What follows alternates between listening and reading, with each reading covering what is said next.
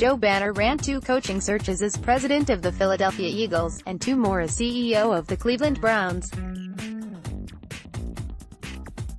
And while most people can't fathom how the Detroit Lions failed to uncover Matt Patricia's 1996 arrest during their month-long coaching search, Banner had an entirely different response when he stumbled across the news Thursday morning on Twitter. "My reaction when I saw it was, oh my god, this could have happened to me," Banner said. "This could have happened to almost anybody." Patricia has vehemently denied any wrongdoing in the 22-year-old case, saying Thursday, "I was innocent then and I am innocent now." He and a friend were charged with 1 count of aggravated sexual assault during a spring break trip to South Padre Island, Texas. The 2 were indicted by a grand jury in August of 1996, and the case was dismissed in January of 1997 when the accuser declined to testify. While the facts of the case remain unclear, Patricia wouldn't provide details of the night in question on Thursday, and attempts by the Free Press to reach the woman involved have been unsuccessful. The Lions have found themselves in a minefield made more dangerous by a vetting process apparently hamstrung by state law. The Lions said in a statement Wednesday that Patricia was the subject of a standard pre-employment background check which did not disclose his arrest, and Banner and other current and former league executives who've been involved in similar searches in the past said those checks are rarely, if ever, handled by the executives who make the actual hiring decisions. "In our instances, we are kind of depending on the depth to which the security guy went to feel comfortable that there was nothing that we needed to know," Banner said. "And if either it was really hidden or he wasn't super thorough, I could see how this could happen." The Lions use an employment background screening company that conducts background checks on all hires, and that firm produced a report on Patricia during the hiring process that did not include any reference to his Texas arrest.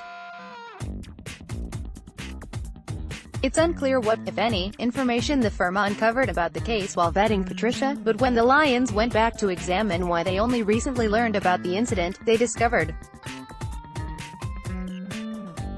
that Massachusetts employment law prevents the screening company from providing, or them from using as part of their employment decision, information about an arrest, indictment or conviction more than 7 years old. Because Patricia was a resident of Massachusetts at the time of his hiring, the Lions were subject to those laws as well as other local and federal regulations.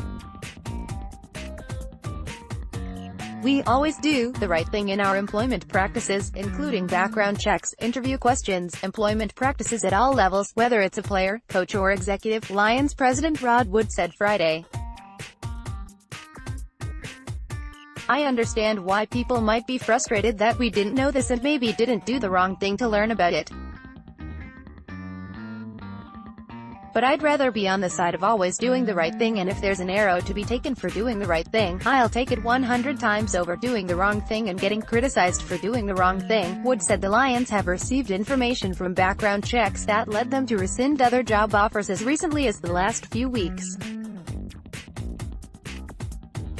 "So it's not as if we receive something that we don't like, we ignore it," Wood said. "We act on it, no surprises. NFL teams can use the league's security arm to perform background checks on coaching and other hires, though a sampling of former team executives shows that's rarely the case." Banner said his teams would rely on in-house security personnel to vet a small group of candidates once their coaching searches were underway. Former Houston Texans general manager Charlie Casserly said he used team security to run background checks too, though NFL security handled the vetting process when he consulted on the New York Jets coaching hire in 2015. The Lions, meanwhile, have employed a mix of local law enforcement officials, in-house personnel and outside firms to run background checks on everyone from head coaches to general managers to draft prospects and even summer interns going back the past 3 decades.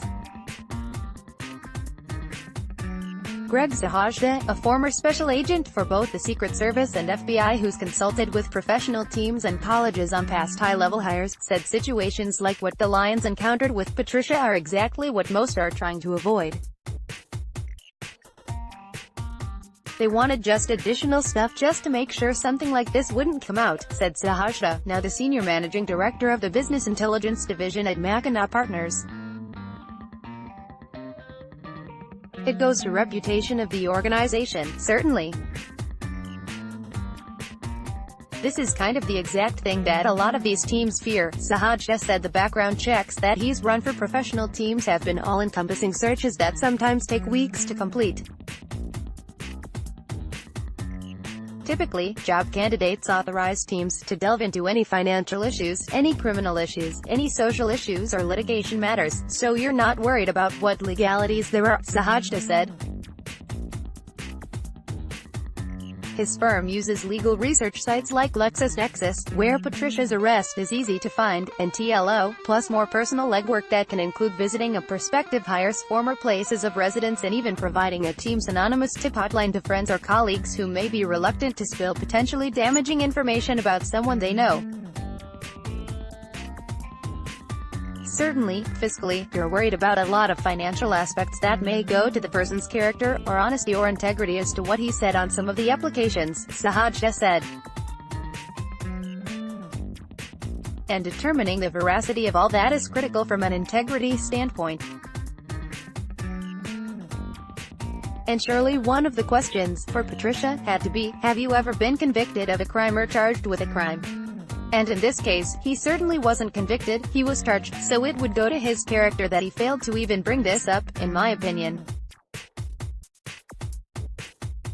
'Cause certainly if you're indicted there had to have been something there, something was filed, and it was serious enough where somebody thought, or a group of people thought, the evidence was significant enough to go forward, Patricia, in his news conference Thursday, stressed that there was never any situation in the Lions interview where Ira did not disclose the truth, but neither he nor the Lions would reveal what questions were asked in his 2 January interviews. Banner said most head coaching interviews that he was a part of often included a broadly worded question like, is there anything else that we should know from your background if we consider you?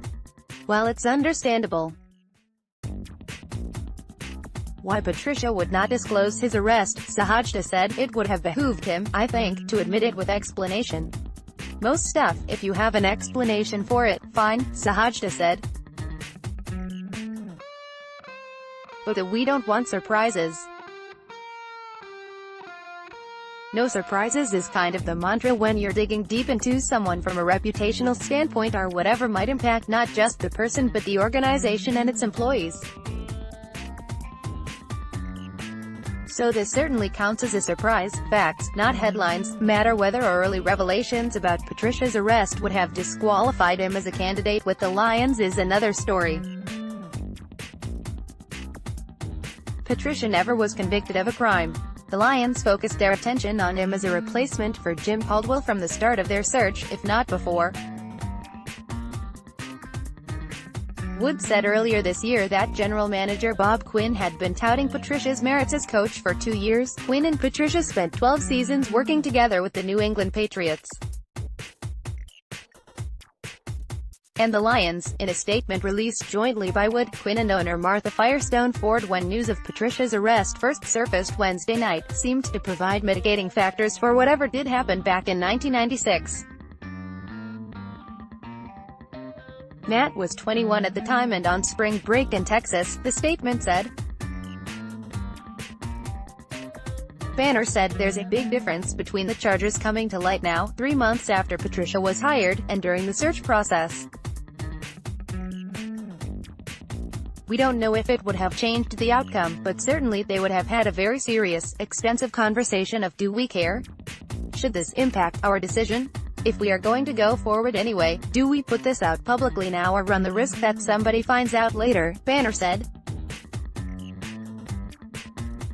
Totally different if they had known then versus now.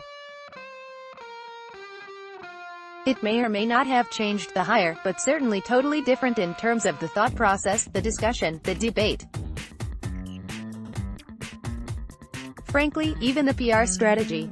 The Lions, though they left enough wiggle room in their statement to change course should more facts come to light, gave Patricia a strong show of support Thursday when Quinn, Wood and the 92-year-old Ford attended Patricia's 7-minute news conference. Based upon everything we have learned, we believe and have accepted Coach Patricia's explanation and we will continue to support him, the statement read. We will continue to work with our players and the NFL to further awareness of and protections for those individuals who are the victims of sexual assault or violence. The Lions, of course, were not the only ones who did not know about Patricia's past. The Patriots, where Patricia worked for 14 seasons, said in a statement Thursday that they did not know about the charge until this week. One of Patricia's old coaches and colleagues from his college days at Rensselaer Polytechnic Institute, when the incident occurred, said no one in that program was aware of the arrest either.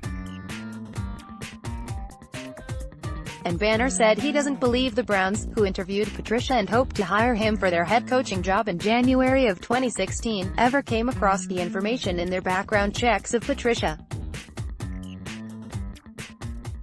I spoke to them after the fact and they were nothing but glowing about him and how serious and real their interest was, said Banner, whose time with the Browns predated their interview with Patricia.